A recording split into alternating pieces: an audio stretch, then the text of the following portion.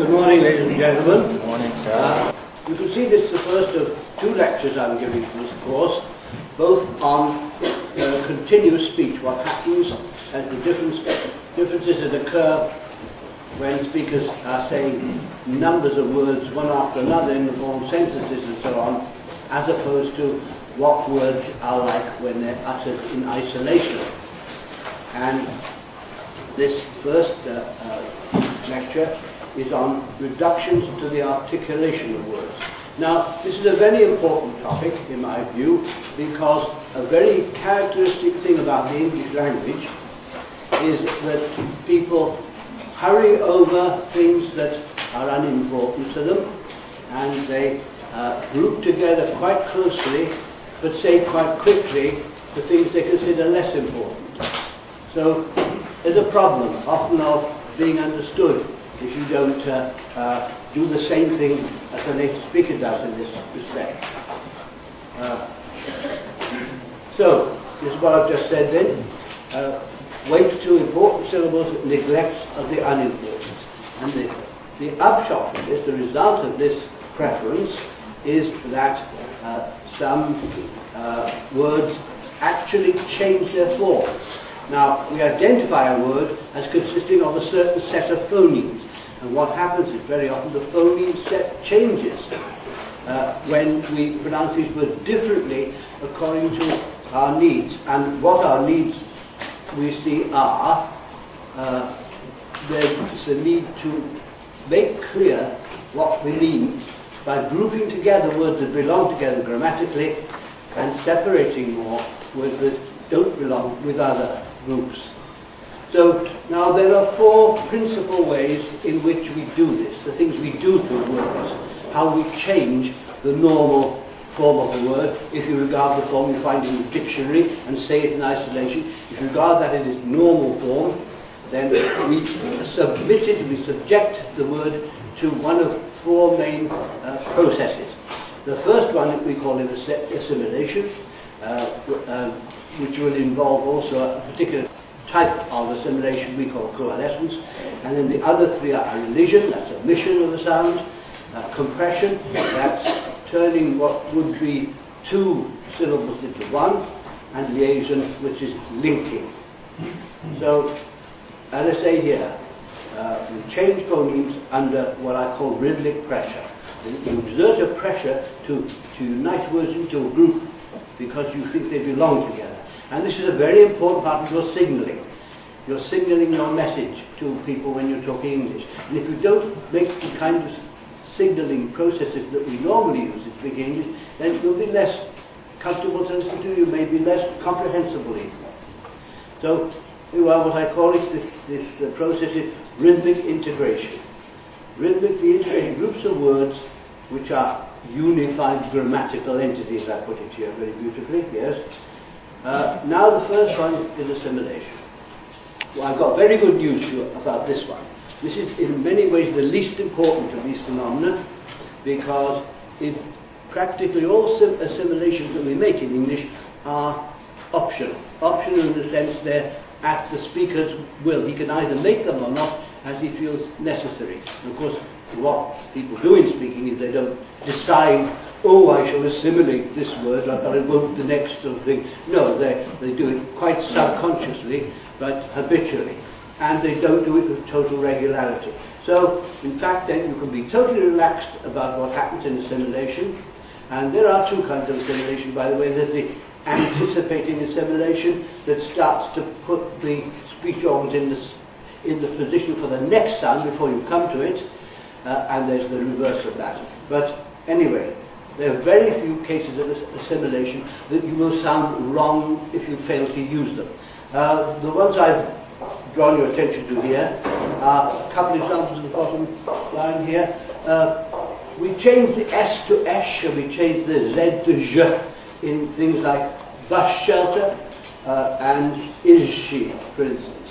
Now, you can say, of course, bus shelter or is she, but if you do, you cut the speed of what you're saying by half at least, and that doesn't do, because if you keep on trying to get the pure form of the word bus in bus shelter, then you're going to have that kind of thing happening all the time, and it'll reduce your clarity of speech, because it'll sound as if it's oddly slowed down to the listener.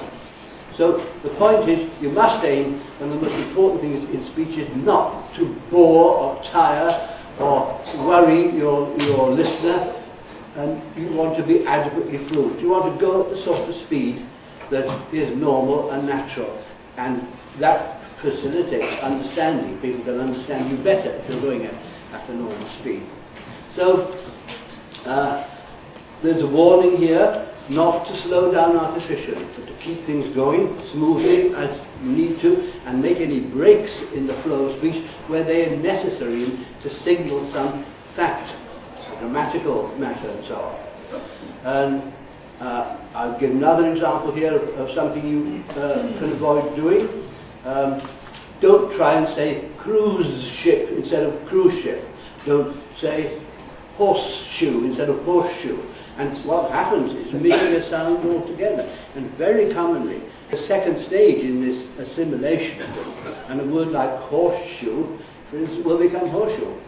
And that esh that you had made out of the S that ended the word horse, for the moment you're saying horseshoe, you're pronouncing what corresponds to the letter S in the spelling of the word horse, you're pronouncing it as a sh, horse. But of course you wouldn't ever say horse when you're not going to have that pattern, unless of course you're very drunk. So be careful not to overdo it to attempt those things. Now, there's one very minor feature of coalescence, and there is good news about this too. Once I've mentioned it to you, for you to have a complete idea of what things that are possible to go on, you can then forget it, but you don't need to do it yourself. But we very often say, make a T or D coalesce, join together with a following yod, and a typical expression we use is did you understand that, did you? Which is not did you, of course. That's very commonplace, but if you aim did you, and you get it like that, and there's no frication, no fricative sound introduced, then that's perfectly normal too. It's optional, so I would promptly forget them if I were you. And another thing that represents coalescence is that we have a sort of swing of the pendulum in the development of English. Some generations despise speakers who do certain things that they consider to be lazy speaking or something like that. Usually the people who have these ideas, we call them purists very often. People have these ideas that are a bit silly. They haven't thought carefully enough about what's happening. But anyway, you will find that today, increasingly in the current swing of the pendulum, people pronounce the word Tuesday quite often as Tuesday, and they pronounce the word Jew as Jew and so on. But again, you don't need to imitate that at all. You can aim for what the spelling suggests is right, and it will always sound okay, right? It hasn't gone so far that everybody does it. Matter of fact, most people not speaking fairly casually don't do it. So, there you are, as I said, I warn you, to be a purist and despise this sort of thing is a bit old-fashioned. So you're not advised to adopt these. Now, there's an exception here, a very important exception, because it sounds completely wrong to me if a person wants to use the expression used to, and that verb used to in this sense means was accustomed to. I used to go to that pub sort of thing, used to. And what happens there is you regularly change the S, the Z of the verb use, because in all other situations the verb use is pronounced with a Z. You know, use and use is a pair of words where the spelling is the same, but use with a Z is the verb and use with an S is the noun. People often get that pattern wrong, and there are several other words like that too, like close and close and so on. So you want to watch those S letters. They can vary a good deal, but you always should, I think, say used to and not used to when you mean was accustomed. I'll give you a sentence if you like. We could say of quills, that's the feathers of birds, quills used to be used to write with. Used to be used to write with. Now, used to be were at one time customary, right? And used to write with, there's a sort of break between used and to write with. There's a grammatical separation there, and nobody would assimilate that sequence of used and to into used to. Used to then is one to take notice of. And there are a few others like that you'll come across. I noticed with interest that in his dictionary, Professor Wells recommends, if you like to put it there, he gives first, as the pronunciation was supposed to, a similar one. Not supposed to, but supposed to. And I'm sure he's absolutely right about the frequency of occurrence. Most people say supposed to, just the same as they say used to. But a lot of people still say supposed to. And so if you don't try to do that, you'll be perfectly all right, doing the regular thing. And then I have one or two other phrases on this page here. Like a lot of people, a lot of the time, say have to instead of have to. Or they say of course instead of course. But you needn't bother to imitate those things. If you find yourself doing it naturally, or you prefer it that way, then well and good. It's very common, very ordinary, won't bother anybody. So, but there's no need to go out of your way to do that, and the same goes for has to instead of has to. Personally, I vary in those, and I think I usually say the more ordinary form. I'd say has to rather than has to as a rule. But I never quite know. Most people don't know what they say, really. You know, I often have listened to myself, what I said a moment ago, and I'm quite surprised that I say it that way. I find new things like that almost every day. But it doesn't matter. Right, now, we're on assimilations, and I'm going to warn you about certain assimilations. Now, very likely you personally don't tend to do these, but they're an important thing to warn people against who have the tendency to do it. And there comes quite a large number of people, Dutch people, French, Greek, people who speak the Slavonic languages, a number of African languages, and they say things like this.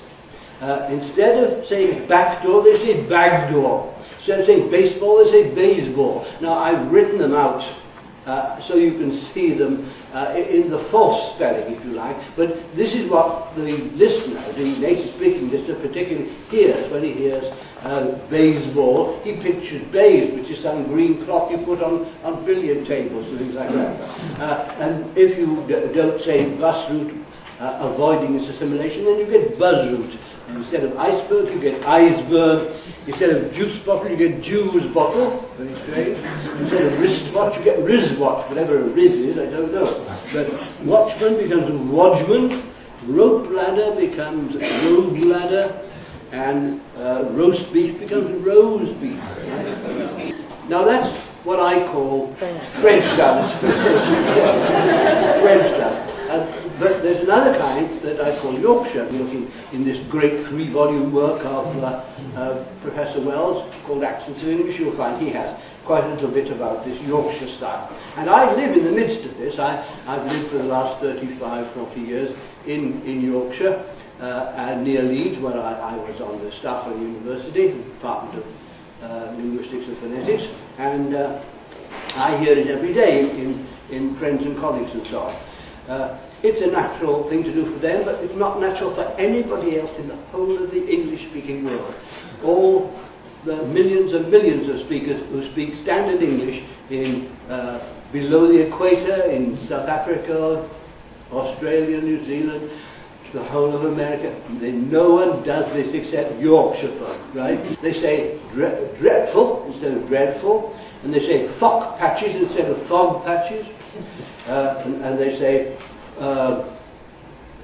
yes, flagpoles instead of flagpoles, that type of thing. So there are some very fine speakers who just give away their Yorkshire. Well, they give it away in other respects too, but I remember the great author who was very popular at one time called J.B. Priestley, who wrote a lot of plays and various books, probably the most famous of all Yorkshire writers. Well, when you heard him talking on the radio, because he wasn't on television very much, he would tend to say Bradford instead of Bradford, which is what most Bradford folk do say. But the normal educated pronunciation of that word is Bradford. So on no account imitate it. Because you might sound funny and you'll probably be understood but it's better not to sound funny, isn't it? Right.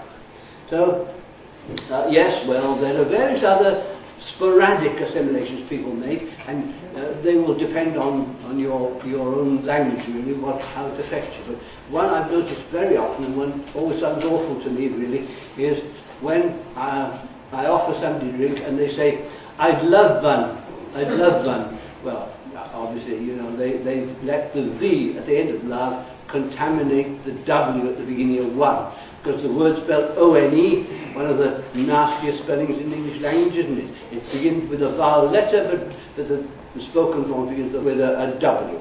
So not I'd love one, then, if you can avoid that. Now, that's assimilation. Our second topic is elision, and very good news once again, really. Most elisions you don't have to worry about. But you'll find that there are some where there are particularly large groups of consonants, 2 or 3 consonants coming in succession that nobody finds easy to say. And of course, if you try and say them, if you actually try to say breast stroke, or first stop, or masked ball, or next time, you sound ridiculous. You're being over careful, and you really may even be mistaken for intending to say something different. So people do simplify these. As a matter of fact, one of the curious things which has not got into any of the dictionaries or the grammar books yet, but it's happening wholesale at the moment. It's been a fact of life in spoken English for 30 years at least, and that is that practically everybody today doesn't say the final S in a word like costs.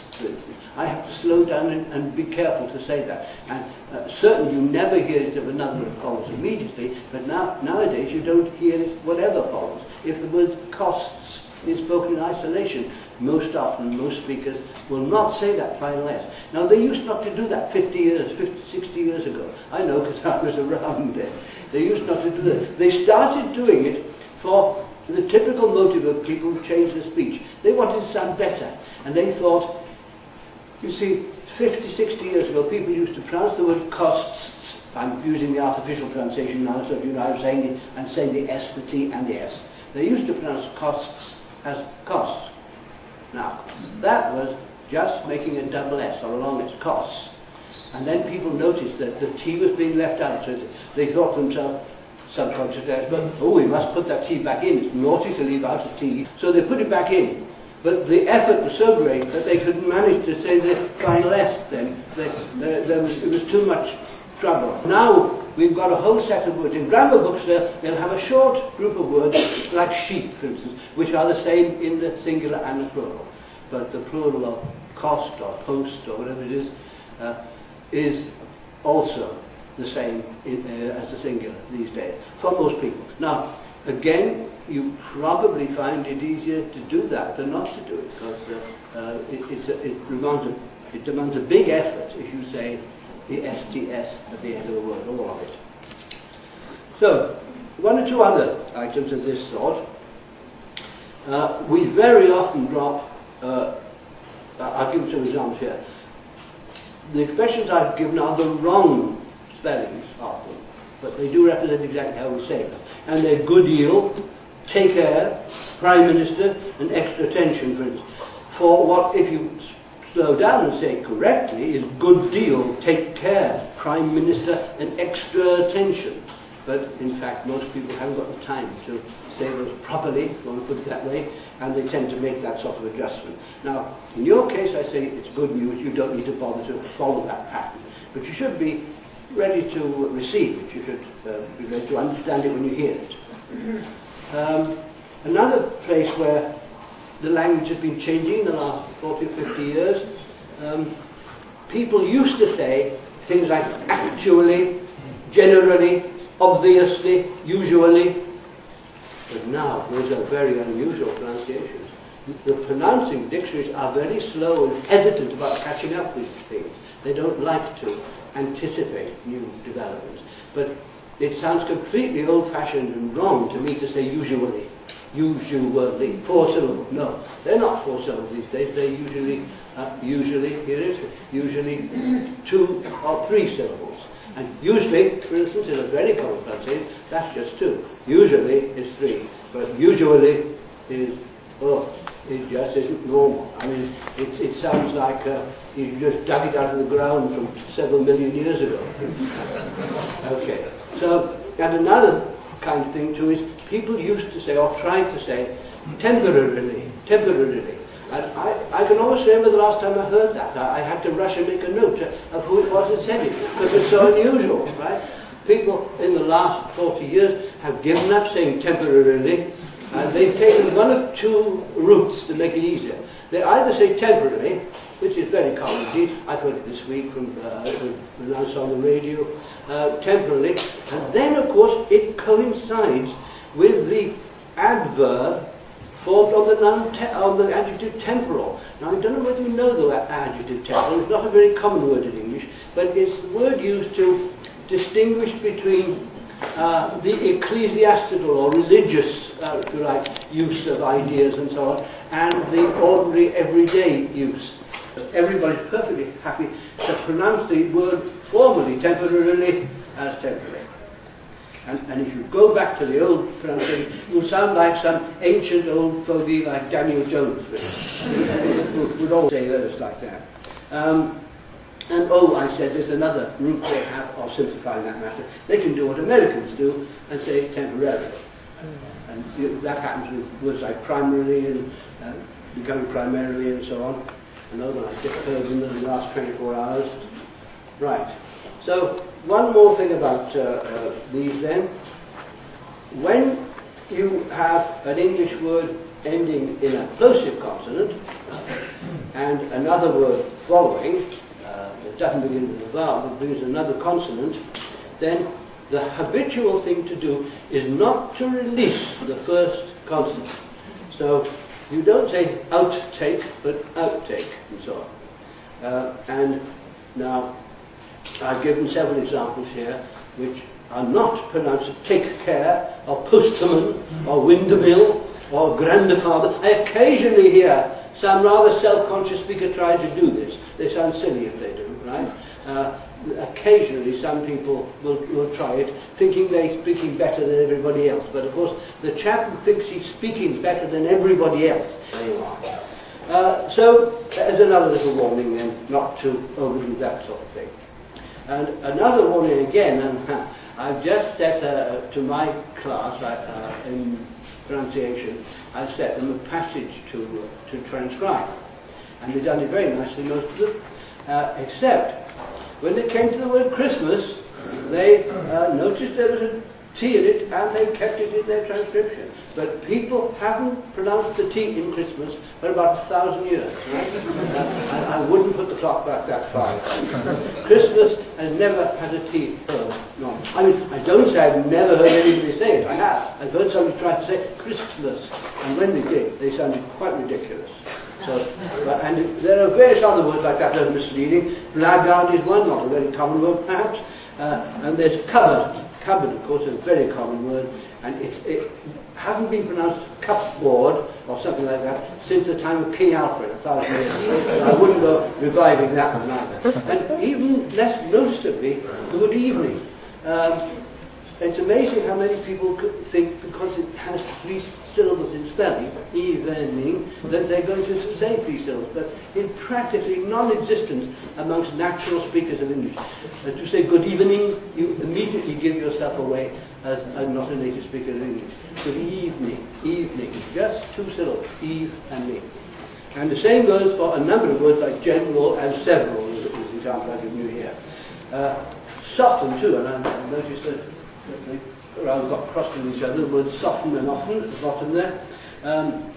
Soften is, you don't pronounce the T in that. The T has disappeared years ago. And at one time, until the late 19th century, the word often was only pronounced often. Now, I often pronounce it often. But I also often pronounce it often. Often pronounce it often. You know, I mean, I can't make up my mind which I'm going to use. I'm perhaps influenced by the last person I had say it. But that word has given in to the tendency of people who want to wish we all spoke as the spelling suggests. But we don't. And so don't try and put the T back into the word soften or any other word of that sort, except the word often. You can make your own decision about that. An interesting date matter of this, the word often was given in dictionaries in the 19th century as only often. And then in 1911, the famous Fowler brothers, I don't know if you've ever heard of them, they were famous at the time, they wrote books on pure English and things like that. And anyway, they produced a new dictionary. A dictionary that's sold in huge numbers ever since, called the Concise Oxford Dictionary.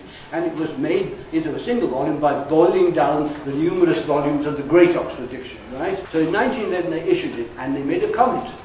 They showed the pronunciation as often, and then they added often, also often. I've forgotten the exact word, but to be discouraged. They disapproved of it. They thought it was upstart. People who fussed too much about language were saying it. So at that time it was fussy. It was not a good thing to do, but now it's completely normal. You've got your choice.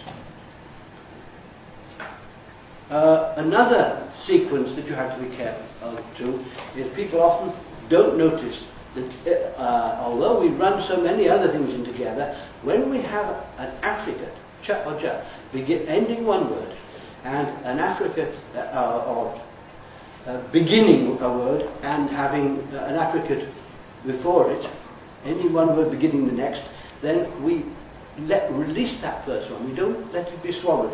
We don't say, look, you see my example here, village church or H.G. Wells, right? Notice I've chosen spellings that reflect how they're said, even if they're not correct, if you like. And what chain, but we say village church, and release that j at the end of village. And H.G. Wells and watch chain. I find those are difficult to say, relatively speaking, and some EFL students seem to find them very difficult because they don't manage to do it. They run them in together, but it doesn't sound right in English. So, be careful of those. If there's only one affricate involved, it doesn't matter. For instance, there's the word Cambridgeshire, I'll give it as an example. Now, Cambridgeshire, I can think of saying it the first way I've transcribed here, Cambridge, Cambridgeshire, or with a j, Cambridgeshire. I can't feel I'm doing anything different, I can't hear anything different when I say those. They sound the same to me.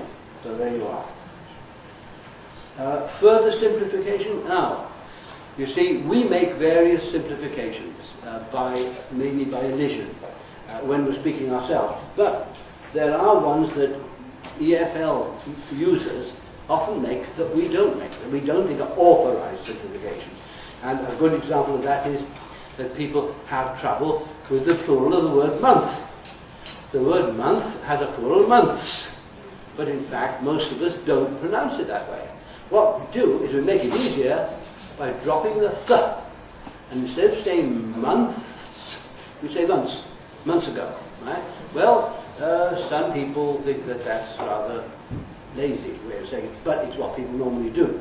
And what I do find is some EFL students want to say, simplify it, but keep the th and lose the final s. Now that's no good. But you can't say 6 months ago. That sounds terrible. In fact, it sounds like dialect. People, in the 19th century, we still had a lot of survival of the old rural dialects that existed for hundreds of years and were very different from standard English. And a lot of those would not have a plural with an s on such a word, in many phrases at least. But you can't do that in modern English. It isn't standard English to do that. You have to say either months or, as I say, use my easy way of saying it, months. There are also quite some problems saying 5th, 6th and 12th. And it's interesting to look in the LPD again, Professor Wellesley Dictionary. He's a little bit doubtful about one or two of these. He even labels 12ths as casual, for instance. 12ths, I didn't say the F. But people often use that pronunciation, call it casual or not. And what they do is something very hard for you to attempt, I think, when they say 5ths and 6ths. And I'm exaggerating the clarity of it. They say 5ths, 6ths, that's more normal, right? Now what I've done is really blended the th and the th into a single articulation, the same act of uttering a consonant. But that's difficult. So probably you ought to aim to say it in the way that keeps each sound in fifths and sixths. But of course it will force you to slow down a bit. And perhaps sometimes it forces you to slow down too much. So you have a fairly difficult decision to make there. And I've already mentioned, haven't I, at the end, that STS ending a word is usually reduced to ST in plurals and things, third forms of verbs. Now, we've done with assimilation and elision and seen some examples of the danger words and found on the whole that they're easy. And here we have something also very easy because you don't have to worry about it on the whole. You can say radius, 3 syllables, or radius, 2 syllables, radius. And there are hundreds and hundreds of words that have this kind of sequence which you can treat that way. Another example I've given here, you can say following, or did they following. And both sound perfectly okay, so you have your choice, and obviously the easy thing is not to bother to even think about this topic. But what I have mentioned here is that there are certain situations in which, if you don't remember to make a compression, the chief use of the word compression, which I had the pleasure of introducing into phonetic literature. I first invented that word to describe this phenomenon in 1969 in a textbook of mine, and I'm very flattered to see that Professor Wells thought it was a good one because he took it up and used it very widely. But anyway, compression is essentially, chiefly, the compressing into one syllable of what was previously 2 syllables. So you change what was a vowel into a consonant. In other words, you change the E vowel, as in radius, for instance, into the corresponding consonant, sending vowel, yeah, radius. Change an E into a ya.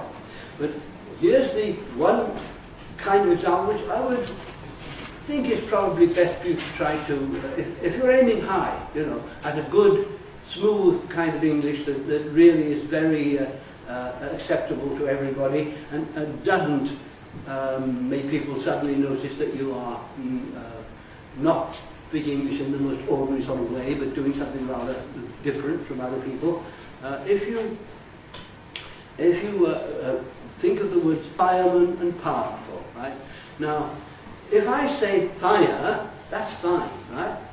I don't have to say fire. Some people say fire, but I wouldn't recommend you do that. Fire is clear, I have 2 syllables, fire.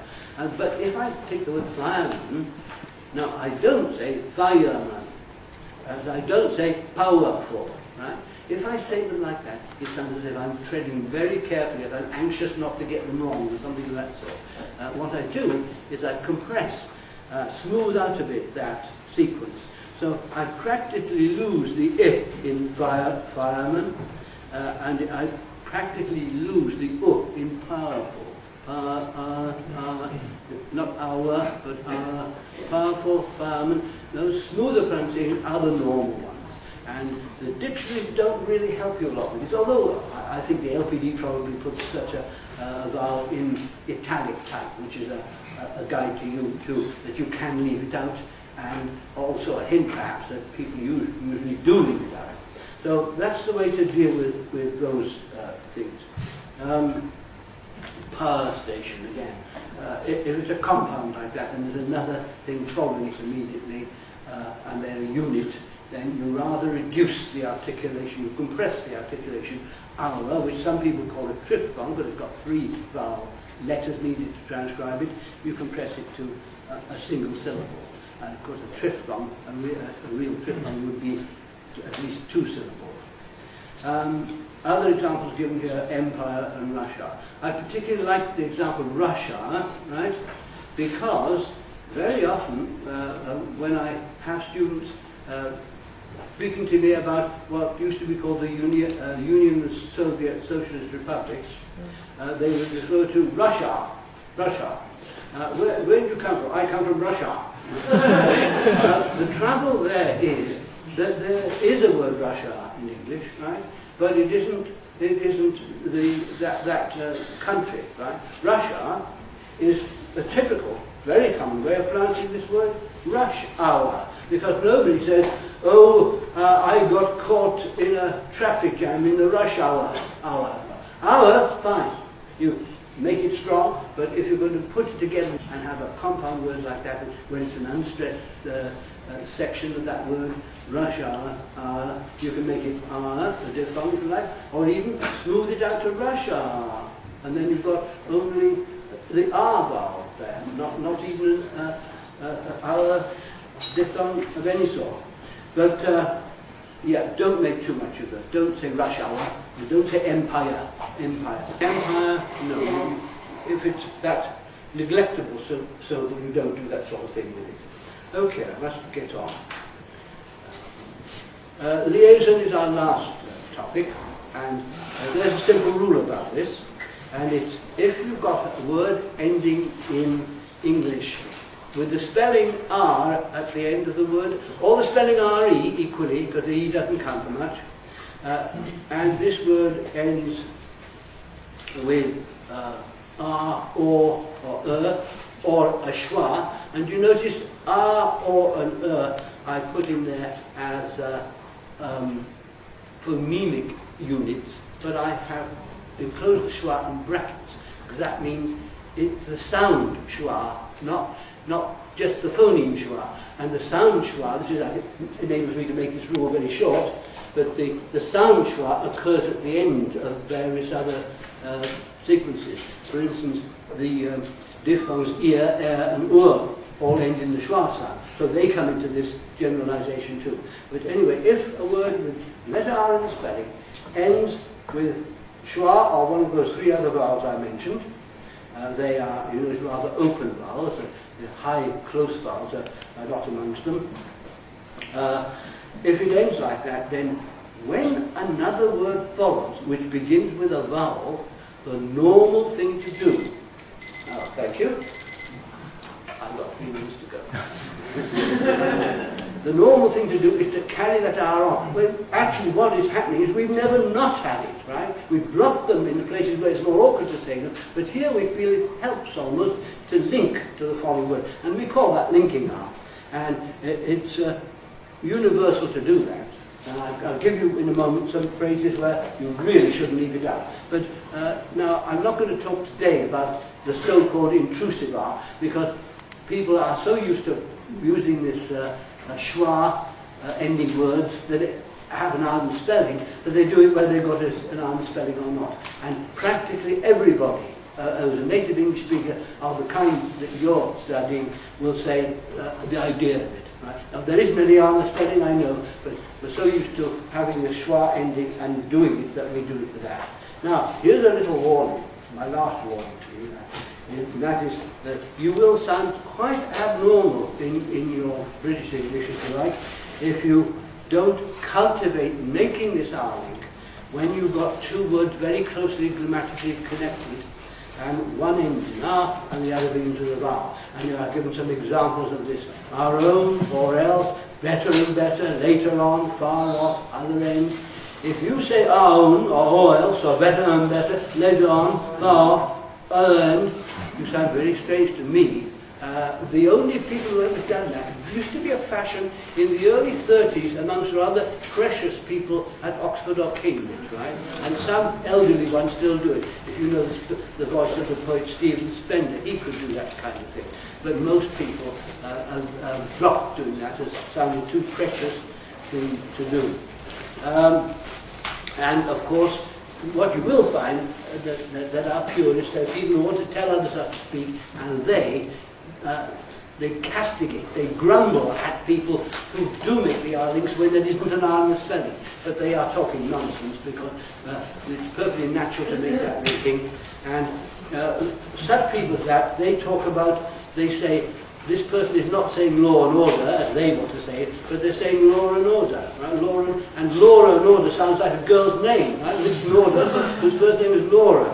Or other people make jokes about it and say, you know, we're fond of creating book names and give funny titles to the authors that has a pun, a joke on the book name. And this famous one is Dog's Delight by Nora Bow. Nora is a common first name for women. And some people object to things like I saw it, and drawing even with an R in the middle, but we're so used to putting those R's in other situations that we tend easily to drop into putting them where they traditionally didn't belong. And so you'll get a division of opinion. Some people will strongly disapprove of this development, but take no notice of them. If you want to do it, put the R in. On the other hand, if you don't have a tendency to do it, I imagine from your knowledge of study you'll want to do it, then don't bother at all. Forget all about it. Right, that's it. Thank you very much.